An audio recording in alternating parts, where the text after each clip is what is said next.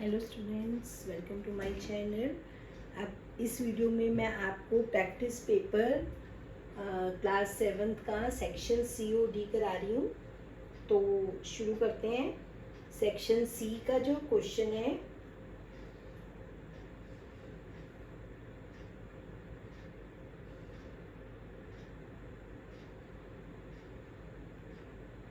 Eight to 10, 8, 9 and 10 तीन question है। They are short answer type और 3 मार्क्स के होंगे क्वेश्चंस। तो इसी का जो आपका फर्स्ट पार्ट है, 8th में चॉइस है। क्या क्वेश्चन है? If Kavita gives an interest of ₹50, ये आपका सिंपल इंटरेस्ट का क्वेश्चन है। उससे पहले मैं आपको फॉर्मूला बता दूं कि सिंपल इंटरेस्ट या साधारण ब्याज का फॉर्मूला क्या होता है? Principal rate of interest into time upon 100।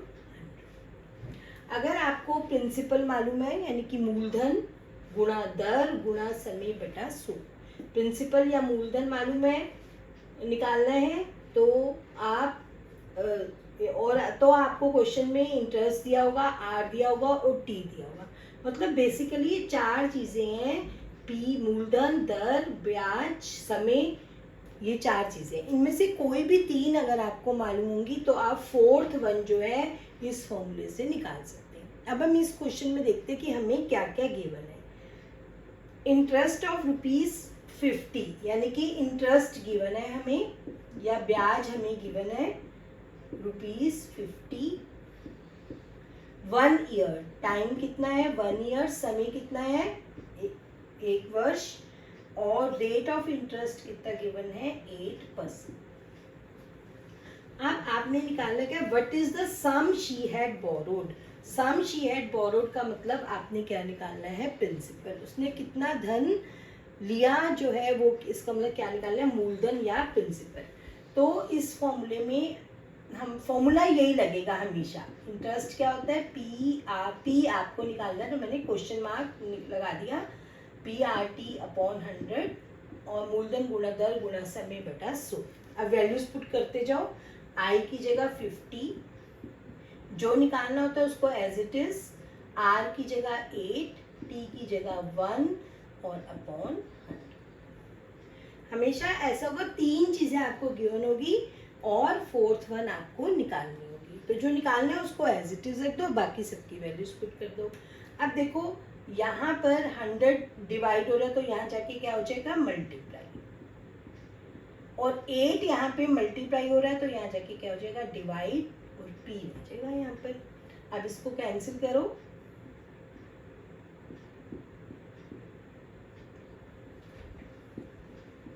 625 rupees, ये आ जाएगा।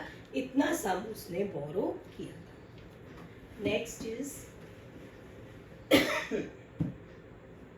अब दूसरा जो इसकी और पार्ट है वो भी कर लेते हैं, क्योंकि जरूरी नहीं कि आपको ऐसे ही आएगा, आपको वो भी आना चाहिए। The strength of the school is 2000। Total student, strength of the school मतलब टोटल स्टूडेंट्स जो हैं वो कितने हैं किसी स्कूल में? 2000। 40% आर गर्ल्स। गर्ल्स कितनी है? 40%। Then how many boys are there, आपने बॉयज निकालना है। आपको मालूम है दो तरीके इसको करने के। एक तो आप गर्ल्स का नंबर निकाल लो और फिर उसको स्टूडेंट्स में से माइनस कर दो। और दूसरा, अगर गर्ल्स की परसेंटेज 40 है तो बॉयज की कितनी हो जाएगी परसेंटेज? 60, क्योंकि 100 में से होती है बाकी। अब बॉयज की परसेंटेज 60%, किसका? ये तो बॉयज की परसेंटेज थी, हमने निकालना है नंबर ऑफ बॉयज। तो किसका 60%? 2000 का। 2000 इंटू 60/100, तो कितने बच्चे आ गए? बॉयज कितने हुए? इसका मतलब 1200। अगर गर्ल्स की परसेंटेज निकालनी होती तो 2000 इंटू 40/100 करते। ठीक है, तो ऐसा कोई भी क्वेश्चन आएगा तो आप इसको इस तरीके से करोगे। अब 9th क्वेश्चन जो है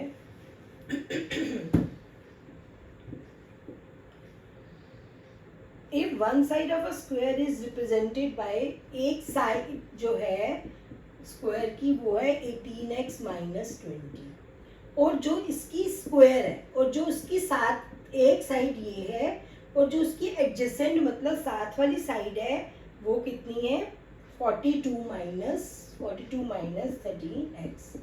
तो साइड की लेंथ क्या होगी? तो अब क्योंकि आपको स्क्वायर की प्रॉपर्टी मालूम है कि इसकी सारी साइड्स क्या होती हैं इक्वल, एडजेसेंट साइड्स है वो भी आपस में क्या होंगी इक्वल। आप लोगोगे since sides of square are equal, तो ये दोनों क्या होंगे 18x माइनस 20 किसकी इक्वल होगा 42 माइनस। अब देखो इक्वेशन सॉल्व करने का क्वेश्चन ये इनडायरेक्ट वे से दिया हुआ है, ये आपने इसमें दो कॉन्सेप्ट आ गए कि आपको स्क्वायर की प्रॉपर्टी पता है और उसके बाद आपको उसको लगाना और फिर उसको सॉल्व करना। अब मैंने आपको बताया इक्वल के नीचे इक्वल, ये x वाला है वो यहीं रहेगा, माइनस 20 उधर जाना चाहिए साइन चेंज के उधर, 42 में x नहीं है ये यहीं जो अपनी जगह पे है उसका साइन एज इट इज, और माइनस 13x यहाँ आएगा तो plus 13 31x is equal to 62, तो x हो जाएगा 62/31 2। x कितना हो गया 2।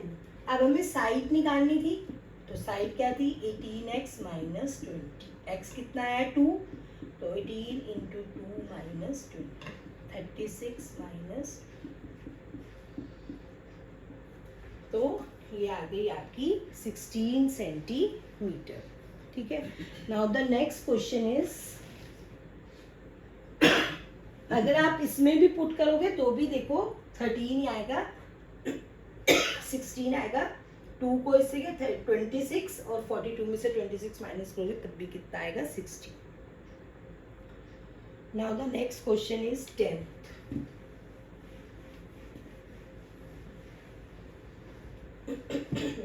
Tenth question is x is -1/6, y is 3/4 and z is 7/8।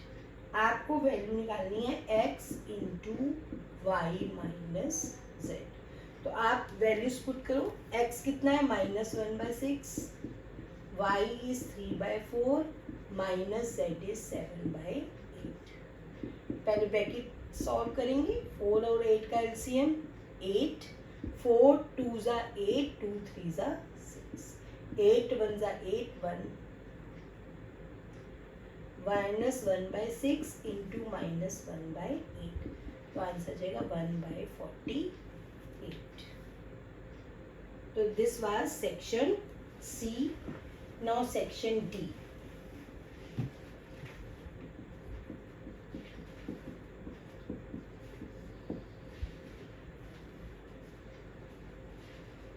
Section D में भी 3 क्वेश्चन है, 11 से 13 और 5 मार्क्स। बहुत ज़्यादा वेटेजेस की ठीक कर आपको दो, जो आपका 11th क्वेश्चन है वो मेंसुरेशन पे है, उससे पहले आपको सबके एरियाज के फॉर्मूले मालूम चाहिए। तो एरिया ऑफ सर्कल क्या होता है πr², और एरिया ऑफ स्क्वायर है यूज हो रहा है इसमें, या रेक्टेंगल यूज हो रहा है, रेक्टेंगल का एरिया L इंटू बी। तो एक क्या क्वेश्चन है, from a circular card sheet of radius 21। एक सर्कुलर यानी कि वृत्ताकार कार्ड शीट है जिसकी रेडियस r जो है वो कितनी गिवन है 21 सेंटीमीटर। इसकी पूरी रेडियस या त्रिज्या कितनी है 21। 2 सर्कल ऑफ रेडियस, 2 इसमें से सर्कल निकाले गए उनकी रेडियस कितनी गिवन है 7 सेंटीमीटर। तो बड़े सर्कल की त्रिज्या को हम बड़े आर से दिखा देते हैं और छोटे की स्मॉल आर से दिखा देते हैं। एंड अ रेक्टेंगल, और तीसरी चीज क्या है रेक्टेंगल। रेक्टेंगल की लेंथ कितनी गिवन है 3 आयत है, और ब्रेड कितनी गिवन है 1। आर रिमूव्ड, इसमें से इसको रिमूव किया हुआ है, इन दोनों सर्कल्स को और रेक्टेंगल को। तो क्वेश्चन है find the area of the remaining sheet. अगर इसको हम रिमूव कर दे तो रिमेनिंग शीट का एरिया क्या होगा। तो हम पहले बड़े वाले सर्कल का एरिया निकालेंगे, इनका सर्कल, दोनों सर्कल्स का और रेक्टेंगल का, इन दोनों को ऐड करके इस बड़े वाले सर्कल के एरिया में से माइनस कर देंगे। तो सबसे पहले हम क्या निकालेंगे, area of bigger circle, pi R square. 22/7, capital R कितना है 21 इंटू 21, 22 इंटू 63। 22 को जब आप 63 से मल्टीप्लाई करोगे तो आ जाएगा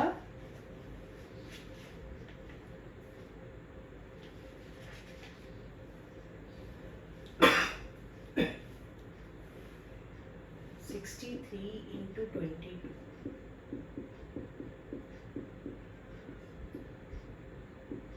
1386।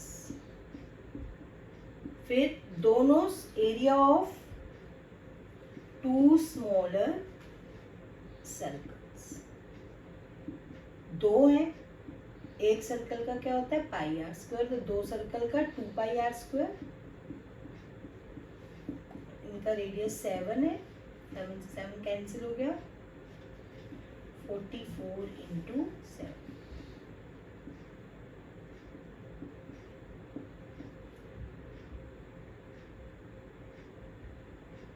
308।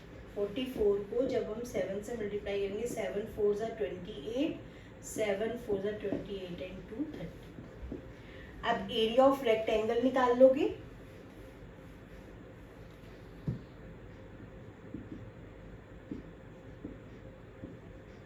Length into breadth, 3 into 1, 3 square centimetre. अब हमने निकालना है एरिया ऑफ रिमेनिंग शीट। तो बड़े वाले सर्कल में से माइनस करेंगे 308 प्लस 3, दोनों सर्कल्स का और एक रेक्टेंगल का।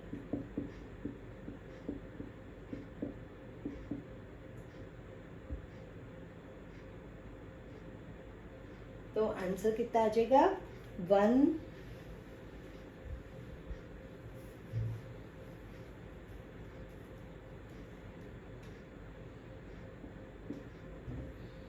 1075 square centimetre.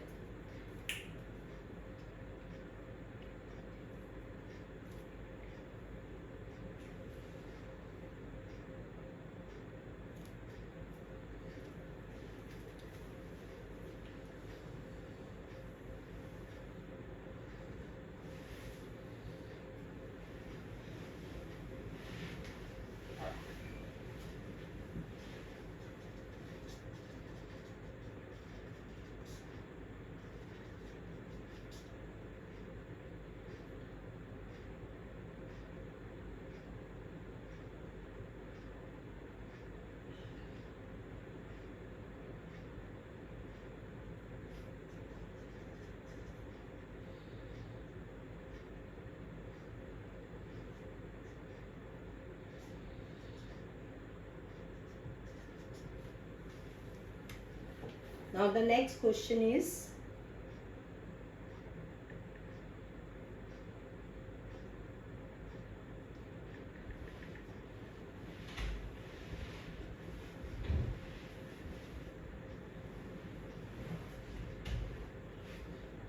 each symbol, 12th question is,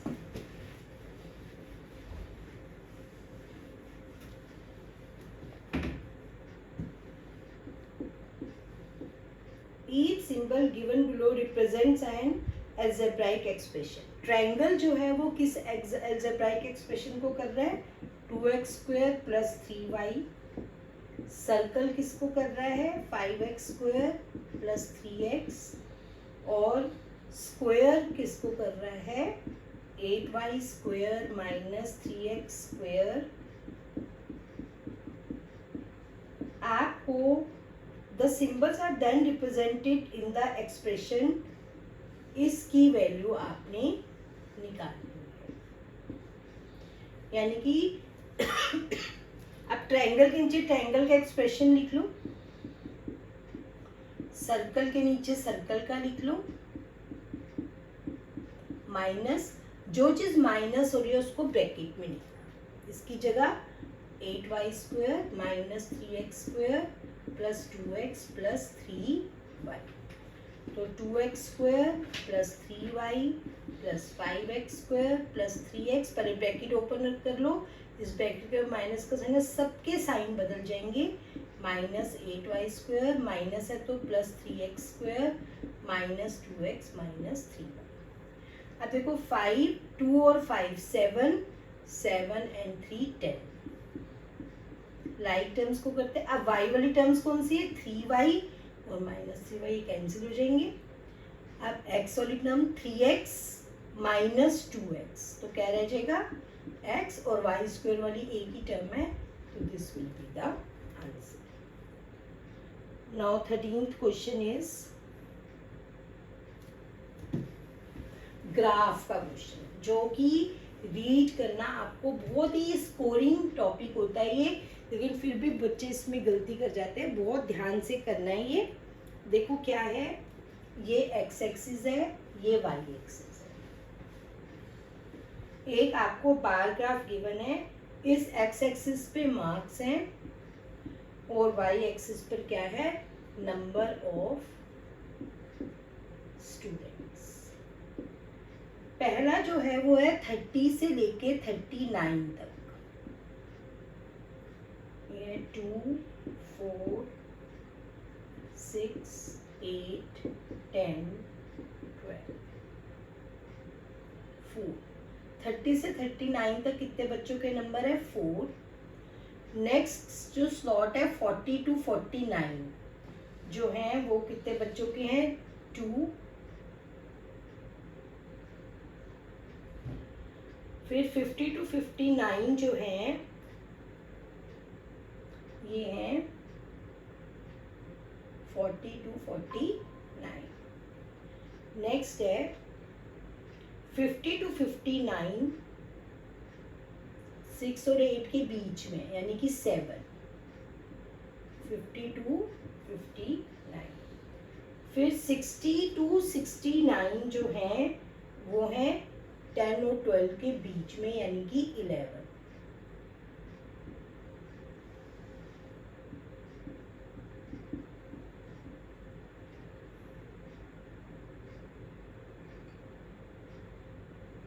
और 90 to 92 है 4।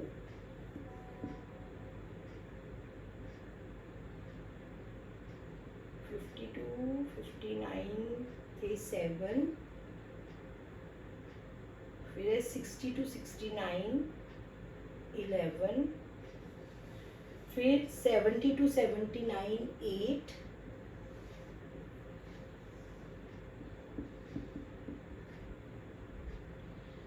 एटी टू 89 6,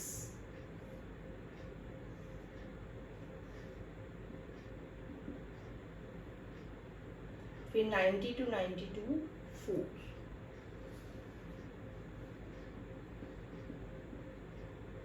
पहले आप यहाँ पे देख लो कि 30 to 39 कितने, 4, उससे इजी हो जाएगा। 40 से 49 कहाँ तक जा रहा है, 2 तक। 50 to 59 कहाँ तक जा रहा है, 7 तक। 60 to 69 कहाँ तक जा रहा है, 11 तक। 70 to 79 8 तक। 80 to 89 6 तक, और सपोज ये जा रहा है 4 तक।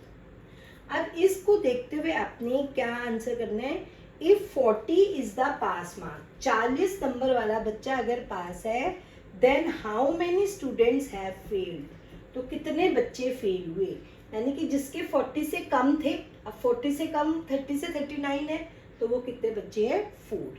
तो फर्स्ट पार्ट का आंसर क्या हो जाएगा, फेल कितने बच्चे हुए, 4 बच्चे फेल हुए। वो कह रहा है कि जिनके 40 से कम नंबर है वो सब फेल है, तो 40 से कम नंबर कितने हैं, जिनके 30 से 39 के बीच में नंबर है, और वो कितने हैं, 4। नेक्स्ट है how many students got marks from 50 to 59, ये हमने निकाल लिया था 7।